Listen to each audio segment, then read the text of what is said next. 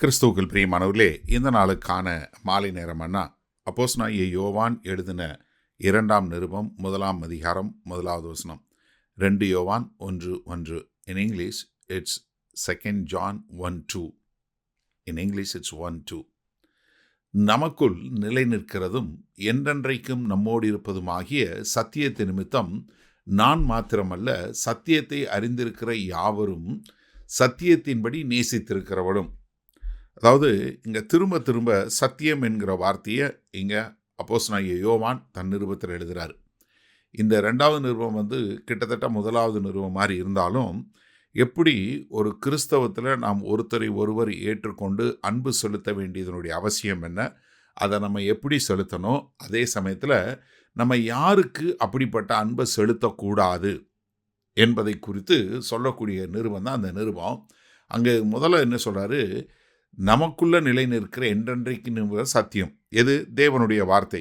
யோவான் 17:17 பார்த்தோம், என்ன? தேவனுடைய வார்த்தை தான் சத்தியம். அந்த சத்தியம் நம்மளோட நிலை நிற்கிறது. அதில் நான் மாத்திரமல்ல, சத்தியத்தின்படி சத்தியத்தை அறிந்திருக்க சத்தியத்தின்படி நேசித்தவர்களும்.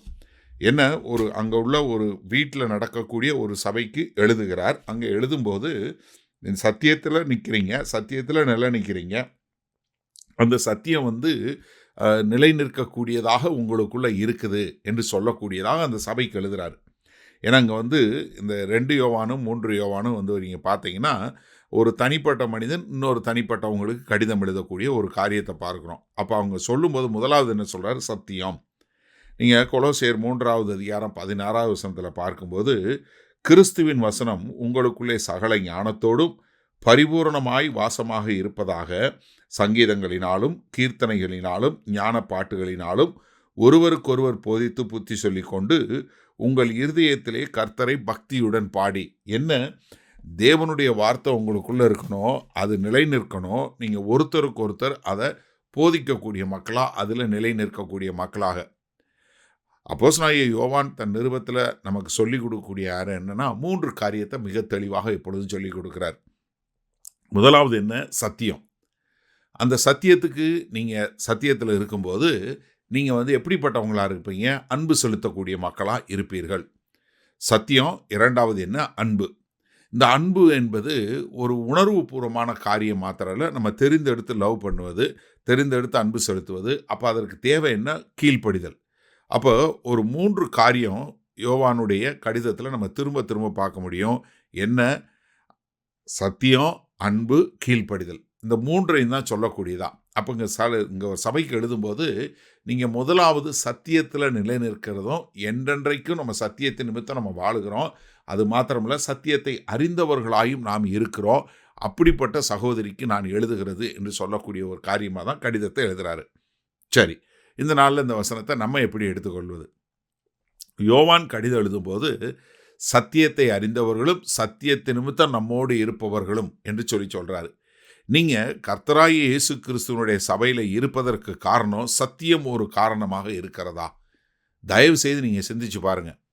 ஏன்னா இன்றைக்கு அநேகர் சபைக்கு வருவதற்கு வேறு வேறு பல்வேறு நோக்கங்களுக்காக வருகிறாங்க. ஏன்னா சத்தியத்தின்படி நீங்கள் இருக்கக்கூடிய சத்தியத்தை நிமித்தம் நம்மோடு இருப்பது வரும் ஆகியன்னு சொல்கிறாரு. இன்றைக்கு எல்லாரும் சேர்ந்து கிரிக்கெட் விளையாடுறவங்க கிரிக்கெட் கிளப்புக்கு போகிறாங்க, செஸ் விளையாடுறவங்க செஸ் கிளப்புக்கு போகிறாங்க, இல்லை நீங்கள் வேறு ஏதாவது ஒரு ஹியூமர் கிளப்புன்னு அதுக்கு போகிறாங்க, அந்த மாதிரி போகிறாங்க. ஆனால் நீங்கள் போகிறது, எங்கள் சர்ச்சில் நல்லா பாட்டு பாடுவாங்க, அங்கே ஃபெல்லோஷிப் ரொம்ப நல்லா இருக்குங்க, சாப்பாடு ரொம்ப நல்லா போடுவாங்க, அவங்க எல்லாம் ரொம்ப அன்பாக இது பண்ணுவாங்க, அப்படி இந்த மாதிரி காரியங்களுக்கு இருக்கா? இல்லை சத்தியத்தை நான் கேட்க போகிறேன், தேவனுடைய வார்த்தையாகி அந்த சத்தியத்தை நான் கேட்க போகிறேன், அந்த சத்தியத்திற்கு நான் கீழ்ப்படிந்து சத்தியத்தில் நிலை நிற்கிறவனாய் வாழ்வதற்கு நான் இருக்கிறேன் என்று சொல்லக்கூடிய ஒரு காரியம் நமக்குள்ளே இருக்கிறதா? ஏன்னா அவர் சொல்லும்போது இங்கே யோவான் சொல்லி கொடுக்கும்போது என்ன சொல்கிறார்? நான் மாத்திரமல்ல, சத்தியத்தை அறிந்திருக்கிற யாவரும் என்ன? சத்தியத்தின்படி நேசித்திருக்கிறவளும். எப்படி? அந்த கடிதம் எழுதுகிற அந்த கடிதத்தை பெறக்கூடிய அந்த சகோதரி சத்தியத்தின்படி நேசித்திருக்கிறாங்க. அவங்க கூட இருக்கிறவங்க சத்தியத்தை நேசிக்கிறவங்களா இருக்கிறாங்க. இவரும் அந்த சத்தியத்தில் இருக்கிறாரு. அவர் கூட இருக்கிறவங்களும் சத்தியத்தினால சேர்த்து கொள்ளப்பட்ட மக்களாக இருக்கிறாங்க. அப்போ பாருங்க, ஒரு கடிதம் எழுதுகிறவரும் சரி, கடிதம் வாங்குறவங்களும் சரி, கூட இருக்கிறவங்களும் சரி, எல்லாரும் எதனால இருக்காங்க? சத்தியத்தின் நிமித்தமாக ஒன்றிணைக்கப்பட்டவங்களா இருக்கிறாங்க. அப்ப வேத வசனத்தின் நிமித்தம் நீங்கள் இணைக்கப்பட்டவர்களாய் இருக்கிறீர்களா? இதைத்தான் கர்த்தர் மிகவும் விரும்புகிறார். அப்போ நம்ம சபைக்கு போறதனுடைய நோக்கம் என்ன? நான் தேவனுடைய வார்த்தையை கற்றுக்கொண்டு தேவனை இன்னும் ஆராதிக்க, தேவனுக்கென்று நான் இன்னும் உற்சாகமாய் இருக்கிறவனாய் இருக்க வேண்டும் என்று சொல்லக்கூடிய ஒரு காரியத்தோட சபையில் இணைக்கப்பட்டவர்களாக இருக்கணும். வேற எந்த ஒரு காரணத்தினால இணைக்கப்பட்டவர்களாய் இருக்கவே கூடாது. சரியா? மகா கிருபையும் இரக்கம் நிறைந்த எங்கள் அன்பின் தகப்பனே, இதோ சத்தியத்தை நேசித்து, அந்த சத்தியத்தை அறிந்து, அந்த சத்தியத்திற்குள் கீழ்ப்படிந்தவர்களாய் வாழுகிறவர்கள் கூடுகிற ஒரு கூடாரத்தில் எங்களை ஒரு அங்கமாய் வைத்திருப்பதற்காய் கோடான கோடி நன்றி செலுத்துகிறோம். மீட்பரும் இரட்சகருமாகிய இயேசு கிறிஸ்துவின் மூலம் ஜெபிக்கிறோம் ஜீவனுள்ள வல்ல பிதாவே, ஆமேன். கர்த்தர் உங்களை ஆசீர்வதிப்பாராக. நாம் நாளை காலை தினசரி தியானத்தில் சந்திப்போம். Good night.